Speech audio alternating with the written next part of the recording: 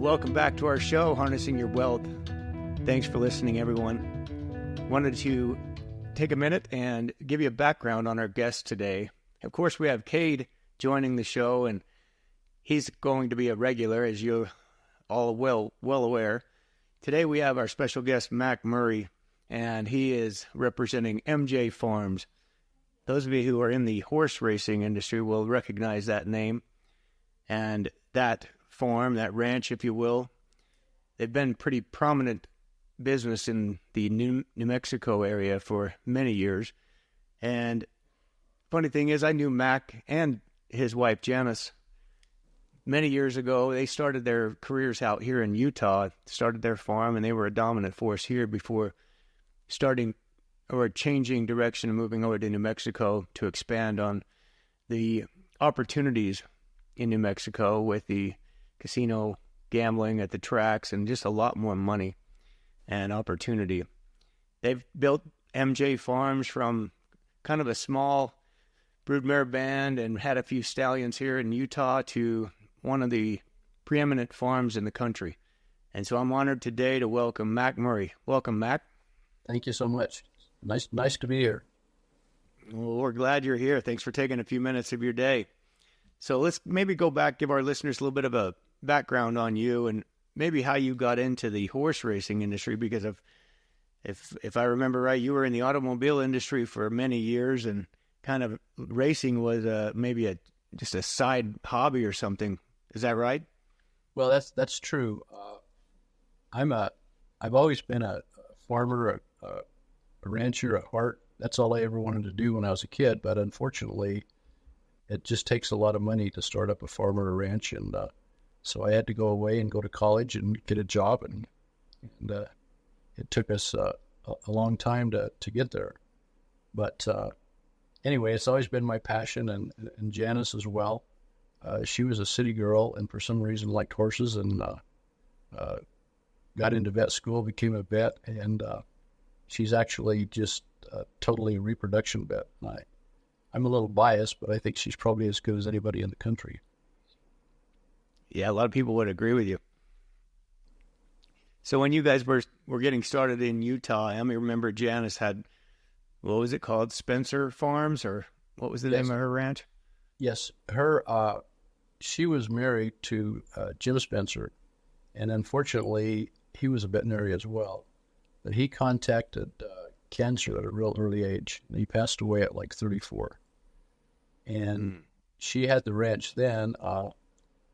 I actually knew her at the racetrack, just casually. And then when we really kind of got to know each other, I had a little horse called Smooth Delivery. And at that time, probably the biggest futurity in the Intermountain area was at Casper, Wyoming. And I think the purse that year was like just under $80,000. And she had a little mare called Synchrocept. And anyway, she won it with Synchrocept, and we were in second with Smooth Delivery.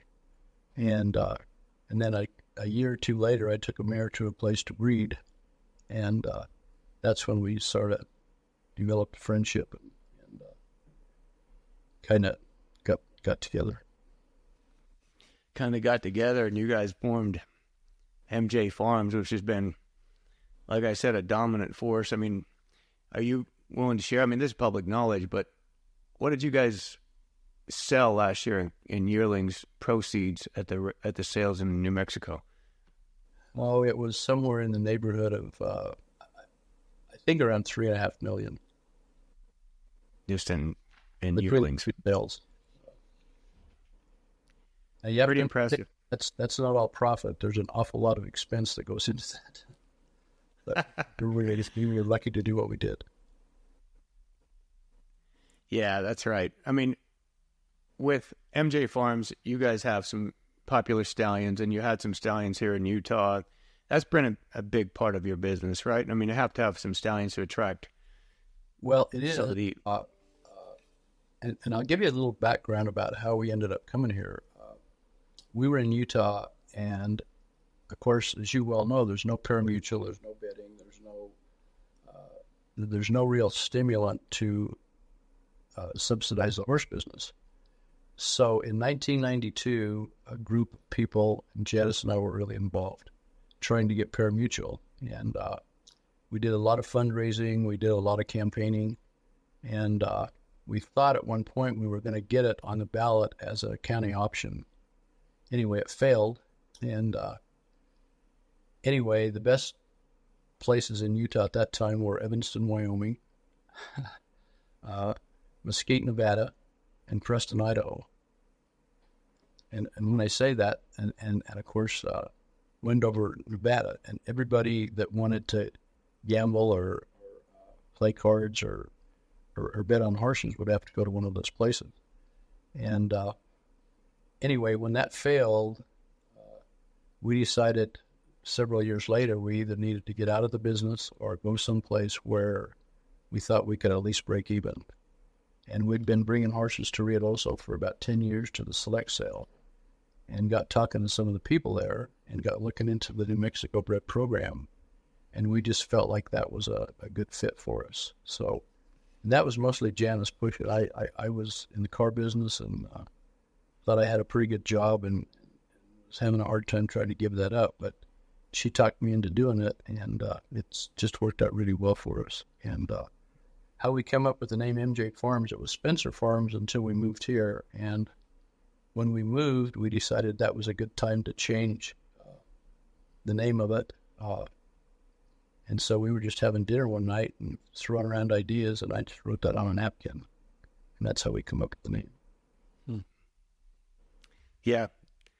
It's been, like I said, a dominant name in the business for a while. What's the wisest business decision you guys ever made? Was it moving to New Mexico? I think moving to New Mexico. And, of course, there's trade-offs to everything. There's no better place in the world to live than Utah. There's no better people. But as far as the horse business, and both of us, that's always been our passion. That was probably the wisest decision we've ever made.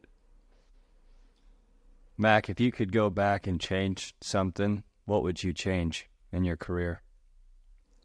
The only thing I'd change is I'd roll the odometer back about 20 years. But other than that, we've had a really, really good life, and the horse business has been really, really good to us.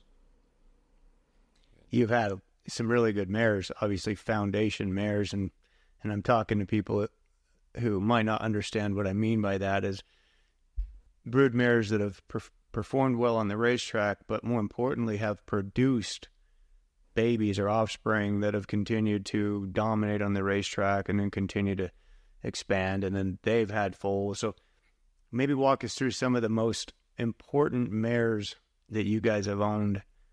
Well, before Janis and I got together, I had a couple of pretty nice horses, Dash and Dee Dee, and a mare called Surf and Susie. Dash and Dee Dee won the Silver Dollar Fraternity, and then she won a really nice race at Sunland Park. That's the first time we'd ever came down here. And then Susie's girl Sally won the Diamond Classic, and she qualified for the Golden State. Unfortunately, she chipped in the trials, and that was the end of her career. And then, of course, Janis had Synchrocept, and Synchrocept produced Dash and Sandy, and that whole line has just been incredible. And maybe one of the biggest decisions we made was years ago. I full shared with Scoop a couple of times on my mares, and then after Janis and I got together, we full shared with him to First Down Dash a couple of times. And probably one of the best decisions we ever made was one year we found a breeding to First Down Dash from Jim Markham. You were able to buy it from him, and we sent Dash and Sandy out there, and that's where the result of that mating was Alice K. White, and she's just been a phenomenal broodmare, and that's kind of the whole foundation of our whole program now. Now, when did you guys start naming your horses after wines? Because you guys are well known to be wine connoisseurs, I guess. When did that all come about? Well, Billy, we're not wine connoisseurs. We're just winos. Okay. How that came about, I still remember we had a a weanling, but we were trying to decide on a name. And we were at a restaurant in Layton having dinner, and they had a place card on the table, and it said, "Our featured wines tonight is Kendall Jackson." And I said, "Wow, Janis, that would be a really cool name for that colt." And so we named him Kendall Jackson. We ended up keeping him. After we moved to New Mexico, he's the one that kind of put us on the map. He set a world record of 400 yards, set another world record of 440 yards, and really put MJ Farms and Dash to Fame on the map. And so after that, we just that one line of mares, we just have kind of named them after different wines that we find. Okay. That's nice. We've enjoyed following all those horses, named after wines, and now we're starting to enjoy some of that wine ourselves. The best I've found is 19 Crimes. I don't know, what's your favorite wine, Mac? Well, she likes the New Zealand Sauvignon Blanc. I'm a Pinot Noir drinker myself, so I drink. That's one thing we've never agreed on. She likes white wine. I like red wine. I'm in the same boat there. Yeah. I never liked wine much until I was out in Vegas at the AQHA convention, and I was out to dinner with Steve and Joe Burns, and they got me on the wine. Now I'm a fan of red wine. Yeah, Steve knows his wine really well. We've had dinner several times with him too, and he's I always let him pick because he has a lot better taste than I do. Well, it was a funny story because we were there at what's that restaurant called? I always forget. Anyway, it's in Oklahoma City, one everyone goes to. Probably the Ranch. And yeah, I think that's what it was. We're sitting there up above them, and it was after the sale, and Steve and Joe, and they had a couple of guests, and Cade's going to be a nice guy, and he said, "Hey, I'm buying their dinner." And so he grabs the waiter and says, "Hey, I've got their check." Of course, a few minutes later, the check comes, and they've got about a $300 bottle of wine on the check. And I said, "Cade, you sure you wanted to do that?" It was an eye-opener for him. I don't think he knew wine could cost that much money, but it was a funny story. And then he got down there drinking, so now he's drinking with them. Mm-hmm. Mac, I got another question here for you. You mentioned all the expenses that come with the sales and how that's not all profit with the $3.5 million you guys did with yearlings. How difficult has the inflation been recently on your business? Well, it's hurt everybody. Feed prices have gone up, labor's gone up, and fortunately, we've been able to sell horses for a lot of money, but we've been really lucky that way. But some farms actually go through the catalogs and look at the horses that are in the sales and just try to determine which people made a profit and which one didn't. It's a pretty small percentage that actually come out ahead. Because it costs a lot to raise a yearling. And then there's so many hidden factors. You also have to factor in the ones that get hurt, the mares that abort, the ones that don't have live foals, and it's not an easy business. But it's years and years ago, Janis had a filly, and she named it Highs and Lows. It was by On High. I thought that was the best name I've ever saw for a racehorse because that's exactly what this business is. There's no higher high or lower low. When you have something bad happen, there's no worse feeling, and when you win something good, there's no more. There's not a better feeling. It's just incredible. We've been scraping along the bottom of that for a while now, Mac, as you probably well aware. So we're trying to find our way back up into those highs. Well, you're getting there. You're having a tremendous year. So, thanks. Not It's only been fun that you own, but that one that you sold is doing awfully well too. Yeah, he is a nice one. So with regard to people that are listening and maybe business owners, because you guys are business owners and have been very successful in your career, what are the keys in your mind for maybe somebody starting out or just getting into business, or maybe thinking about going from what they're doing and taking a risk and jumping into a business and becoming a business owner? What are your secrets or keys to success for them? Well, the first and foremost thing I think is whatever business you go in, whether it's racehorses or a restaurant or cleaning business or whatever, keep it to a scope that you can afford. And so many people that go into business go in underfinanced and don't have the backing, and that's why so many small businesses fail within the first year. Because most times, and even us, when we moved here 24 years ago to New Mexico, we brought Dash to Fame with us, and he was starting to get a reputation in the Intermountain area. And we thought, wow, this will just be easy, because we brought him and Blushing Bug. And the first couple of years, we struggled pretty hard. People weren't knocking our doors down to breed to those horses, and we had to kind of earn our way. And I think it's that way in any business. So I guess my advice is two things. First of all, try to have good backing when you get into it. And the second most important thing is good help. You're only as good as your support staff.